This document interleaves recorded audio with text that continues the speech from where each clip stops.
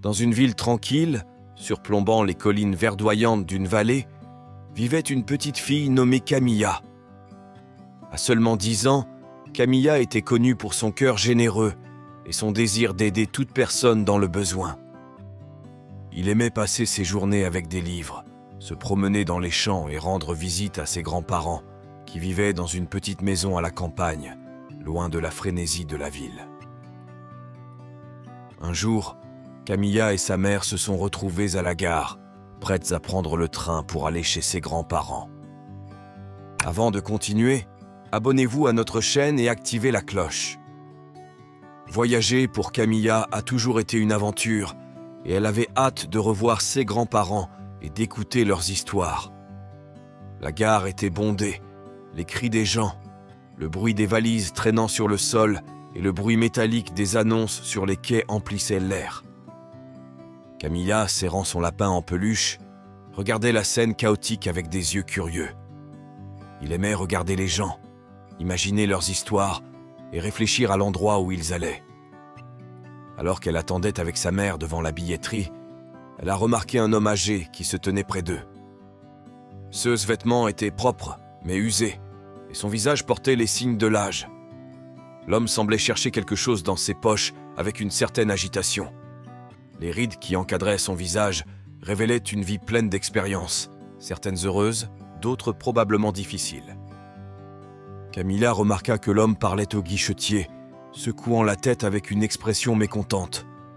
« Je suis désolé, monsieur, mais sans le montant total, je ne peux pas émettre le billet », a gentiment déclaré l'employé.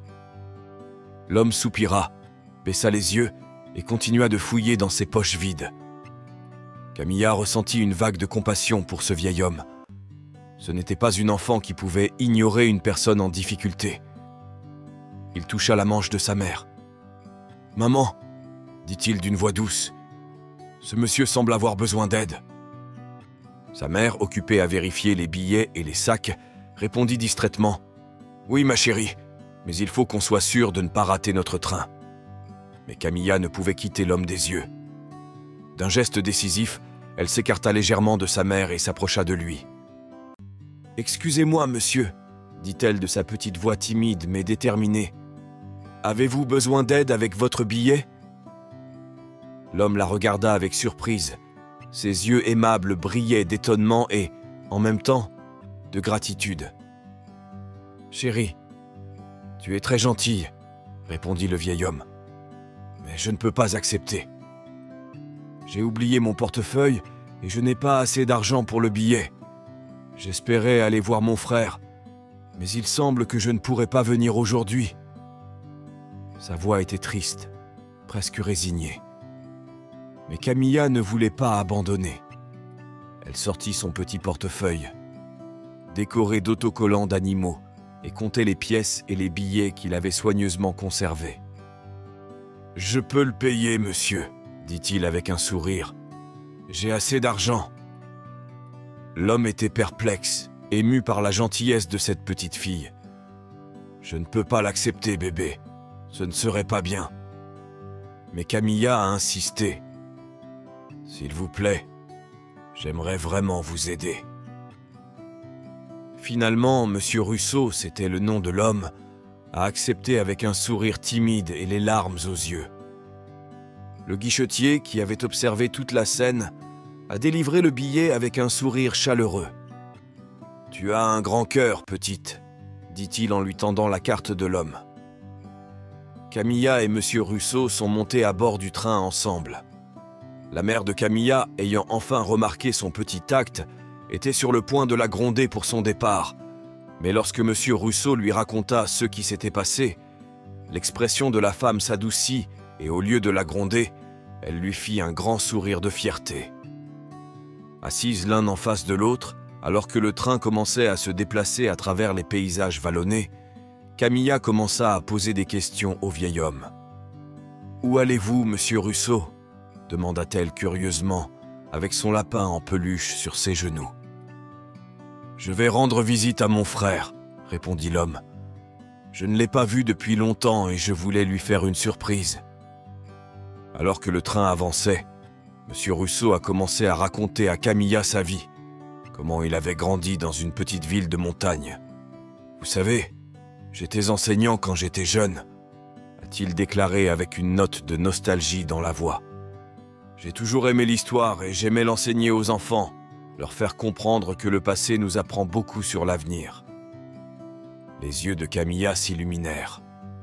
Elle aimait aussi l'histoire, surtout lorsque son professeur la racontait comme une longue histoire pleine d'aventures. Mais ensuite la vie est devenue plus difficile, a poursuivi le vieil homme.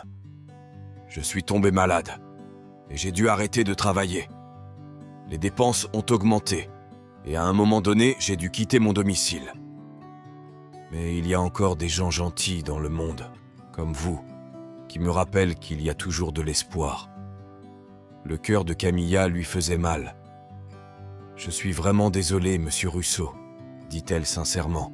« Cela a été très difficile. » L'homme hocha la tête, mais il y avait aussi une lueur de résilience dans son regard. « Oui, c'était difficile, mais la gentillesse des gens m'a aidé à traverser ces moments. Et aujourd'hui, tu m'as rappelé que je ne suis pas seul. » Le voyage s'est poursuivi à travers des récits de jeunesse, des aventures passées et des rires partagés.